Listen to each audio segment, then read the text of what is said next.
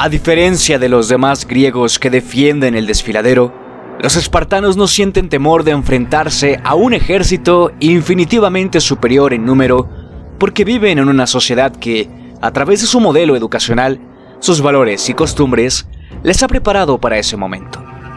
Como afirma su rey Agis II, los espartanos no preguntan contra cuántos enemigos se enfrentarán, sino en dónde están.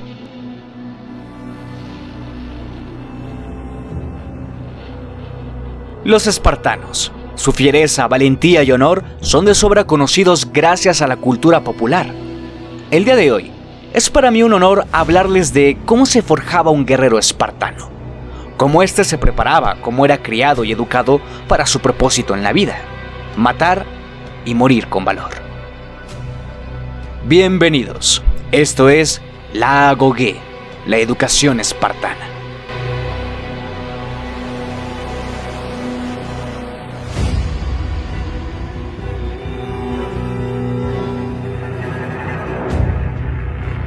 El ethos, la conducta, el comportamiento espartano en el campo de batalla es conocido por nosotros gracias a un poeta de nombre Tirteo, quien en el siglo VII a.C. cantó sobre la Andreia, sobre el coraje y valor de los espartanos, acuñando el ideal de kalos thanatos, es decir, el ideal de la bella muerte, que se produce en la lucha y permite que el espartano siga viviendo en el recuerdo de sus conciudadanos. El ethos espartano indica que éste prefiere, y por mucho, una muerte con honor que una vida deshonrosa. El propio padre de la historia, Heródoto, apuntó en sus escritos que los espartanos no eran inferiores a nadie en combate individual y que, pese a ser libres, eran esclavos de la ley, la cual era su supremo dueño, quien siempre dictaba lo mismo. No les permitía huir del campo de batalla ante ningún enemigo, sino que debían permanecer firmes en sus puestos y vencer o morir. Desde los siglos 8 al 7 a.C., la educación espartana se consagraba al dominio de las armas. Los jóvenes espartanos no debían buscar ya, como en los siglos anteriores, su gloria personal, el ideal homérico, sino la colectiva, la victoria de su sagrada ciudad, Esparta. A partir del siglo VI a.C., la educación cambia de naturaleza, se convierte en la Agogé y es atribuida a Licurgo, un legislador espartano del cual actualmente y lamentablemente es un personaje que se sigue determinando en qué años vivió, lo cual le da el título de personaje legendario, ya que no tenemos totalmente claro si realmente existió. Sea como fuese, la Agogé sí que existió. Se trataba de un sistema de socialización puramente educacional, destinado a formar aguerridos y disciplinados ciudadanos soldados que se entregaran totalmente a la comunidad cívica. En otras palabras, y según el historiador Plutarco, la Agogé era una escuela de obediencia, la cual, para ser preservada, Esparta tendió al aislamiento del resto de Grecia, y sus fronteras apenas fueron traspasadas por individuos e ideas del exterior, ya que en su interior, en Esparta, predominó la austeridad, la disciplina y la constante preparación militar. Dicho esto, vayamos a descubrir a la Agogé, la educación espartana.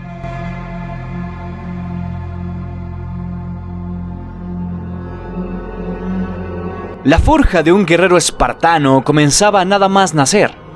Los ancianos del pueblo, los gerontes, tomaban al pequeño bebé y procedían a realizarle un examen para comprobar que estuviera sano y bien formado. Después, las mujeres lo lavaban con vino, y es aquí donde los bebés epilépticos y enfermizos entraban en convulsiones. Eran rechazados y arrojados desde la cima del monte Taygeto. En cambio, si el bebé era fuerte y había aprobado el examen, se le permitía vivir, ya que prometió ser un verdadero hijo de Esparta. A los 7 años, el pequeño hijo de Esparta era tomado por la Agogé y se rompía todo vínculo con su familia. A continuación, y junto a otros muchos niños que estaban destinados a ser grandes guerreros, el niño espartano era distribuido en una especie de rebaño. bajo el cuidado de aquellos a los que se consideraba más capacitados en cuanto a inteligencia y fuerza física para imponer respeto. Es aquí donde comienza la primera etapa de la agoge, que iba desde los 7 hasta los 12 años de edad. En este tiempo, el niño endurecía su cuerpo y su carácter con diferentes juegos y pruebas que realizaban desnudos y descalzos.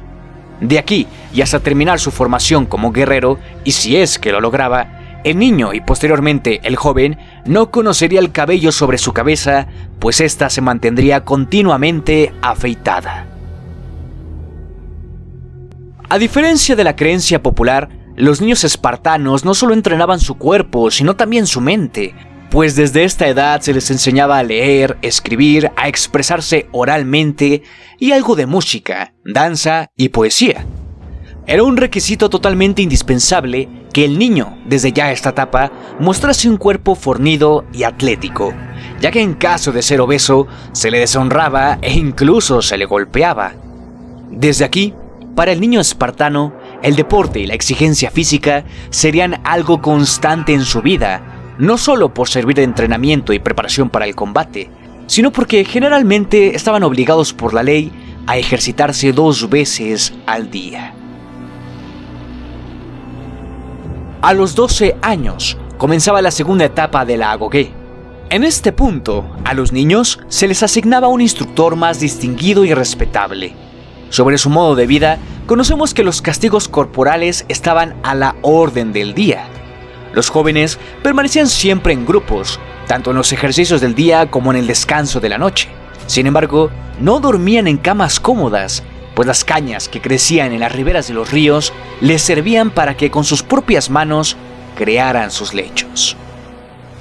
En cuanto a su vestimenta, sabemos que únicamente portaban un manto llamado tribón, el cual estaba confeccionado con tejido áspero y les servía para todo el año. Sobre las raciones de su comida, estas no eran abundantes, lo cual los obligaba a robar, un acto que no era considerado un crimen, sino un acto ingenioso.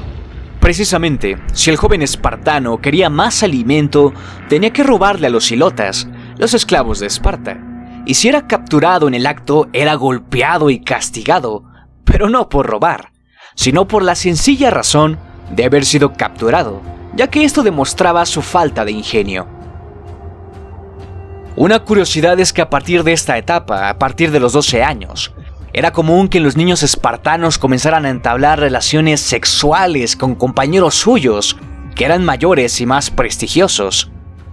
Esta pederastía, que actualmente es un delito en todo el mundo, era algo de lo más normal en la antigua Grecia, y dentro de la agoge, en Esparta, no podía faltar. De hecho, si el efebo, es decir, el amante espartano joven, cometía algún error, era el erasta, es decir, el amante espartano mayor, aquel que era castigado. Esta clase de relaciones en la agoge eran totalmente permitidas, puesto que se creía que al tener un amante se recibiría una ayuda mutua en la educación de cada espartano. Sin embargo, una vez que el espartano terminaba su educación, no podía realizar su vida con su amante. No podía casarse con él ni nada similar, ya que estaba obligado por la ley a contraer matrimonio con una mujer y darle más hijos a Esparta. Al llegar al tercer ciclo de la agoge, contando con 16 años de edad, el niño pasaba a ser un adolescente y la enseñanza de las letras se quedaba atrás, pues de aquí en adelante el entrenamiento físico y militar se convertía en la total prioridad. No obstante, la música y la danza se seguían aplicando, ya que se consideraban beneficiosas por sus aplicaciones religiosas y militares. La adolescencia, desde siempre y por siempre, ha sido y será una etapa difícil en el ser humano. El espartano adolescente debía comportarse, aprender y vivir en armonía con sus pasiones y estados de ánimo. Debía dominar sus emociones, ejercer un autocontrol. Y poco antes de terminar su educación, el joven espartano pasaba por un importante ritual de iniciación a la edad adulta ante un altar de la diosa Artemisa. Fuentes tardías nos relatan que este ritual de iniciación era uno brutal y sangriento, pues se le daban fuertes latigazos a los jóvenes para probar su resistencia, y esto podía llegar a ser mortal. De no menor dureza eran los combates rituales, los cuales no contaban con reglas y se llevaban a cabo en un gimnasio, al cual se accedía por 2 puentes adornados con sendas estatuas de Heracles y Licurgo. Este combate era de extrema brutalidad y ferocidad. Según el historiador Pausanias, los oponentes se golpeaban con manos y pies, se mordían, incluso se sacaban los ojos y se empujaban violentamente. Pero a todo esto, ¿cuál era el valor de tanto entrenamiento excesivo y desgastante durante muchos años? La ambición de honor y de victoria eran los valores predeterminados con los que contaba cada espartano, valores que buscaba desde muy joven. Los espartanos buscaban la excelencia, competían en virtud siempre en pos del bien común, vivían en una rivalidad grata a los dioses y adecuada a la ciudad, un sistema de emulación que contribuía a hacer de Esparta el único lugar donde la excelencia moral era un deber público. Por último, antes de concluir con su educación y con la finalidad de servir de aprendizaje de ciudadanía y fomentar el respeto y la obediencia a las leyes dictadas por Esparta, los jóvenes eran introducidos, solo como oyentes, en los Syssitia, las cuales eran comidas comunitarias que cada noche y de forma obligatoria celebraban los ciudadanos espartanos para reforzar sus vínculos como élite sociopolítica. El origen de la Syssitia era uno militar, en el cual durante las campañas la comida en común constituía una parte fundamental de la convivencia diaria de los espartanos, permitiendo crear lazos de unión y de camaradas que hacían tomar conciencia de la necesaria protección mutua entre los compañeros. Estas comidas tenían la sincera intención de hacer moderados a los hombres en sus vidas privadas y preservar de turbulencias a la vida pública. Después de esto, la agoge terminaba. El joven espartano, siendo ya mayor de 20 años, podía dejarse el cabello largo después de toda una vida con la cabeza rapada. Podía peinar su cabello con trenzas y perfumarlo con gran cuidado. El espartano concluía su educación y dejaba de ser un niño, un simple joven, y pasaba a ser un espartiata, un homoioi, un ciudadano espartano, un verdadero y auténtico hijo de Esparta, que aplicaba sus enseñanzas y habilidades en el campo de batalla, luchando con honor, buscando la gloria no para sí, no para él, sino para su amada Esparta. Los mejores, aquellos que destacaban sobre los demás y que ante los ojos del pueblo habían sido bendecidos por los dioses con los dones del mítico Aquiles, podían pasar a formar parte de los 300 Hippeis, la guardia personal del rey, y de sobrevivir a todas sus batallas hasta llegar y superar los 60 años de edad, el espartano pasaba a formar parte de la Gerusía, un consejo de ancianos que suponía para él el premio a una vida entendida como una competición de virtud.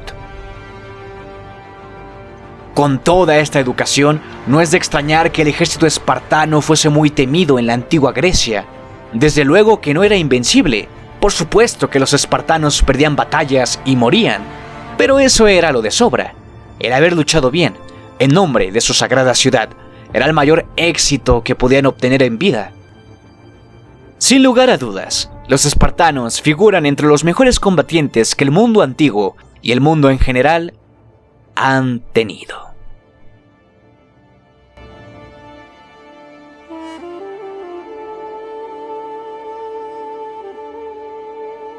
Gracias por ver este video. Si ha sido de tu agrado, no dudes en apoyarme compartiendo, suscribiéndote y dándole like. Nos vemos en próximos videos como este. Cuídate mucho y éxito en tu camino.